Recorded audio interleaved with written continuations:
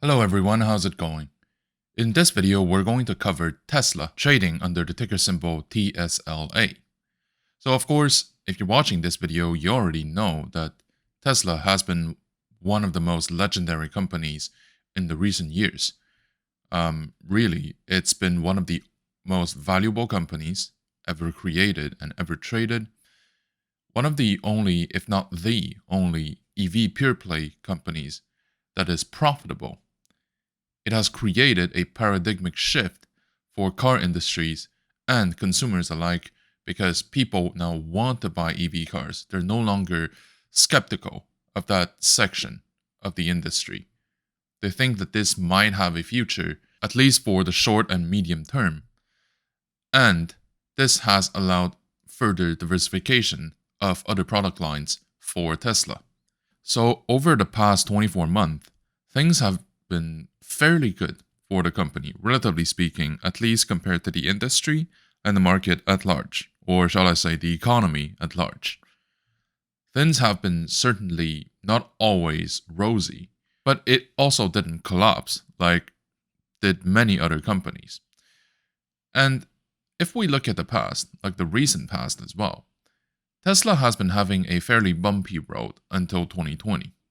Because even though many people already believed in the destiny of this company and the vision of its CEO, Elon Musk, there have been doubts about the company to eventually being able to make money. Because, this kind of company is highly intensive in capital requirement. It is a startup company, or at least it was a startup company. There's nothing that says that people are going to start adapting pure EV cars back in the early 2010s, because we have to remember that back then, even for like hybrid cars, they were considered to be toys. They were not necessarily considered to be serious tools that people can use to drive around. So really, for quite a number of years, Tesla was running on hope and, like, if you will, the charisma of its management, of its leaders. And this kind of brings us to the second issue that has emerged over the years. Nowadays, this is a massive advantage, a competitive edge for Tesla. But back then, people started to wonder if this company is too reliant on Elon. If this company is too reliant on the fact that Elon is on board of this company. If he's not, then maybe there will be problems. And at the same time, it's like a double-edged sword, because at some point, I remember that I think it was Apple who was one of the companies that was speculated to take over Tesla. And one of the conditions they've imposed was, if we get on, Elon cannot stay there. We want him out. And of course, the deal didn't go through. So nowadays, the past is the past, right? But it kind of says a lot about the perception of this man from the market. For us, he's a hero. He's a very charismatic guy and so on. But in the eyes of people, of his fellow business owners, this might be a different story. Same goes for people who started PayPal. Same goes for people who started SpaceX. And even same goes for people who started Tesla. Because if I recall correctly, he didn't start Tesla. He's just the one who really brought it into the zeitgeist. So that's like the second issue for Tesla, that it had, and it may have once again in the future. The third issue is, and has been, the market cap formula for an EV pure play company. Tesla has always been valued as a tech company. Of course, it has its justifications, right? It has a lot of research projects that are ongoing, and it does have quite a few interesting technologies that will serve as competitive edge, not just for EV, but for other types of products and industries as well. So this is not necessarily up for debate that much, at least not anymore. But we have to remember that this company is mostly known for making cars. What if one day the market starts to think that, well, you know what? We want to evaluate it based off the auto manufacturers. Then things could go into another direction real quick. So basically, what I'm saying is right now, the market consensus is that Tesla is a tech company, it's not a car manufacturing company. If one day they no longer think that, there's somehow like a switch to the other side, then there could be significant changes to the market cap of Tesla. That's all I'm saying. I don't think that this is likely to occur. I also hope that this is not going to occur because the impact could be massive, not only for EV companies, not only for Tesla shareholders, but for the Nasdaq as a whole, right? So these are the things that we still have to consider. Not to mention, like we've been talking about this multiple times, the supply chain issues as well as the extraction of rare earth. All these are going to all these are going to remain issues for the company as we go forward. And in fact, they are going to remain as potential things to look at for the entire sector going forward as well. So if we look at the reason why it really took off back in 2020, there are at least two, in my opinion. The first one is the company finally turned profitable around 2020. And the second one is because the market at the time was under very heavy turmoils, the capital wanted to find a niche where they can park their money without losing a significant chunk of it. Because if we remember correctly, back in March 2020, the market took a very deep dive.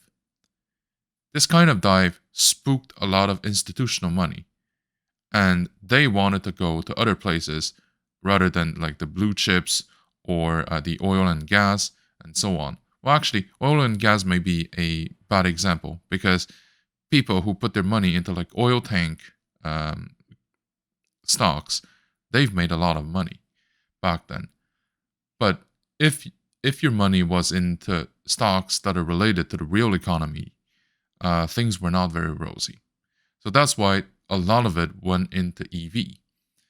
And a lot of it especially went into Tesla. So this massive capital flight from other sectors into EV was a self-fulfilling prophecy for Tesla and many other EV companies. Because you hope that it's going to go up, so people think that it's going to go up and people act upon it, right? They put their money into those companies. So Tesla, NIO, Hyliion, Nikola, you name it. All kinds of companies had their stock take up to the sky, right? And in fact, sky was not the limit for quite a few months. Did this self-fulfilling prophecy eventually turn sour? Yeah, for many companies it did, but not for Tesla. This tendency, this uptrend pressure, went on for far longer than what other companies had. So if we compare like Tesla's price action to NIO or to Rivian or to Fisker, you're going to see that, yeah, it's still doing pretty good compared to the other ones. So personally, I would say that I'm not worried about Tesla's future over the next few years. That's not the point. But the point is, a break or a retracement is long overdue for this company before we should see it going further up. Because no one goes up forever, especially not the shareholders who are currently supporting the high stock price, right? Tesla not being down overall for the past few months has already been a miracle by itself. It has not been able to go beyond the $400 ceiling, or actually the region between $350 and $400. So if it goes beyond that level, that region, then I would expect a new phase to begin. On Are there going to be retracements? It's not. I think that even if it does, it's not going to be the end of the legend itself. So right now, one of the main attractions for Tesla, other than its models, other than, like I said, its CEO, and even then, we would have to put like quotation marks around the second element. The main thing, in my opinion, would be the automated driving that is likely to roll out over the next 5 years. And this really has kept the market's hopes up. And this is going to be a major competitive edge versus other EV pure play companies. Lucid, NIO, you name it. And it's significant because once this comes out, it's going to further siphon the capital allocation portion, if you will, within the sector, and probably from other sectors into Tesla directly as well. So that would be like a second wave of bullish run, if you will. We're not there yet, and I think that for this to happen, Tesla needs to go through some retracement now and over the next 2 to 3 years. So the current question is, as an investor, as a trader, should you buy now? Of course, as a trader, I would say that, given that the market has been tanking overall, the EV sector is no longer the poster child of like the new age capitalism, if you will, and the fact that there is a lot of like resistance with the current level. I would say that it's better not to hope for short-term gains. Like if you want to buy Tesla, it's not because you want to get out within the next few weeks or month. That's not the point. It's better off to go look somewhere else. But generally speaking, in the long term, so beyond 24 months, I'm pretty sure that Tesla will be able to pay for itself. So right now, a possible support would be around the $200. It has been tested twice, and I think that it's going to be relatively solid. And even I would go even a bit further.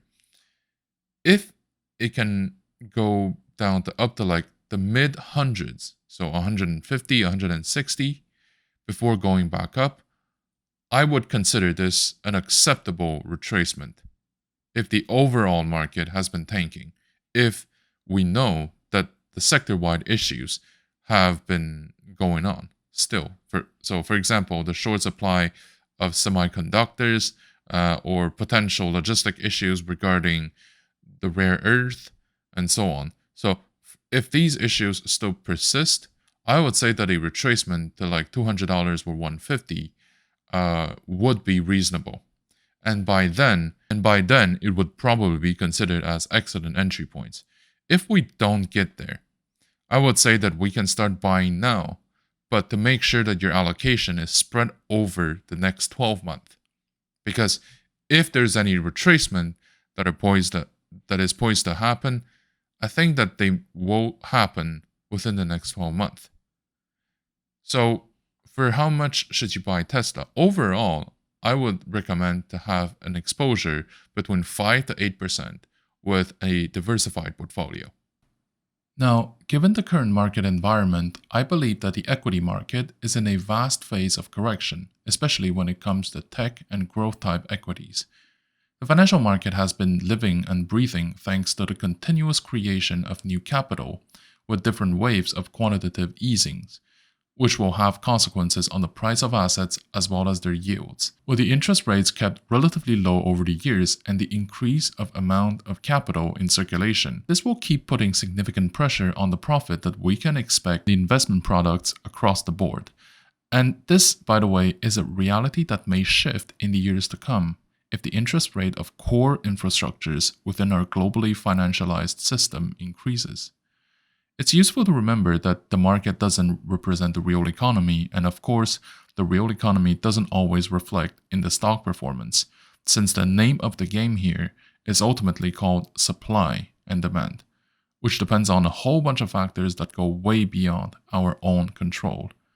If we think about it, this is like saying, If your neighborhood house that is put up for sale is only allowing those who actually want to live inside to buy it, versus if you allow every single type of buyer with different intent or reasons to buy or to sell it. So obviously, there will be a significant difference in the price of this asset for those two scenarios. The market currently works more like the second option, and assuming that it would only reflect the fundamentals of the underlying economy would correspond to the first option.